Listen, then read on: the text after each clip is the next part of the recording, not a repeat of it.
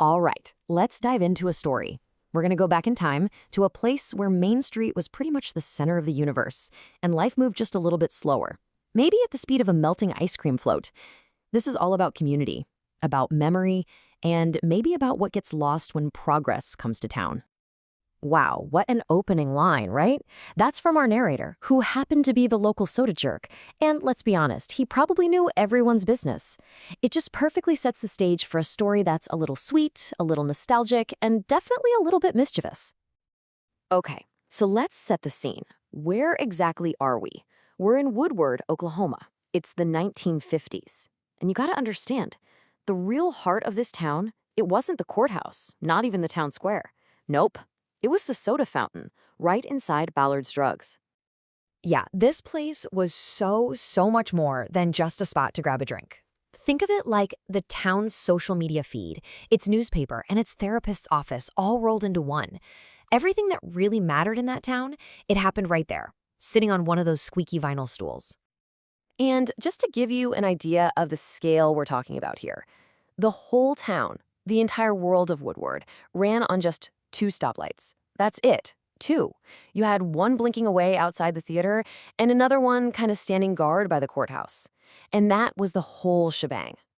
So think about that. A 2-stoplight town. You can just imagine how important that one central gathering spot was. Ballard's wasn't just, one of the soda fountains. It was the soda fountain. It basically had a monopoly on the entire social scene. And you have to understand, this place was considered pretty high-tech for its time. I'm talking the latest and greatest 1950s luxuries. You had a payphone, for emergencies, a jukebox, though you were pretty much stuck with Patsy Cline or Elvis, and the absolute height of modern living, indoor plumbing. Seriously, this was as fancy as it got.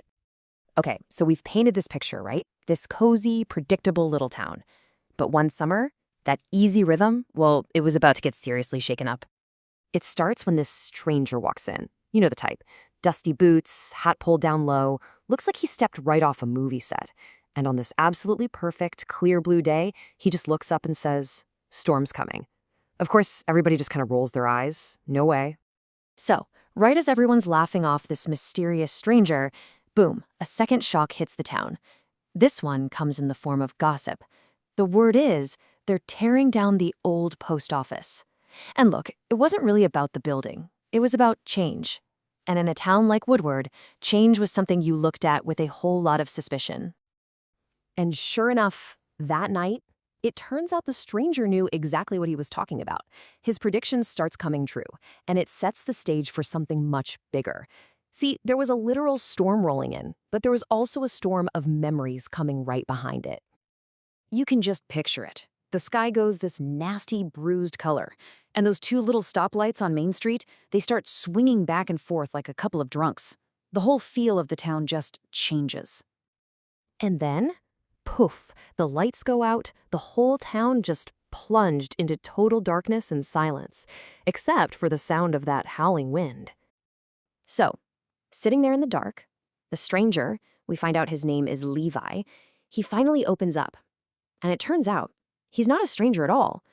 He was a survivor of the huge tornado that just tore Woodward apart years before.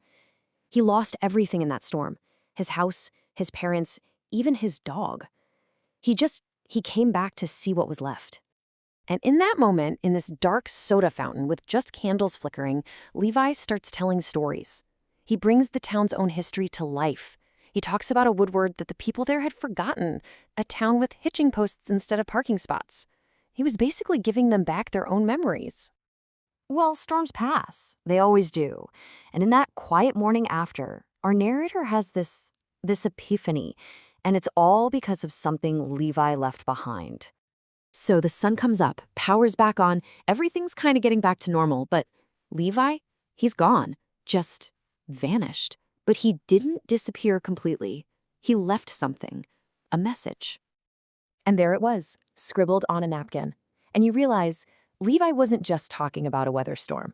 He was warning them about forgetting who they were.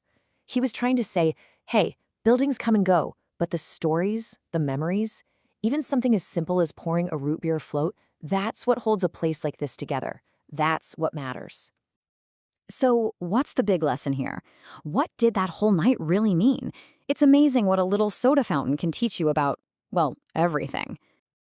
And here's the part that's a little bittersweet. Only 5 years after that incredible night, Ballard's shut its doors. Progress, they called it. So yeah, the physical place, it's gone. But the story?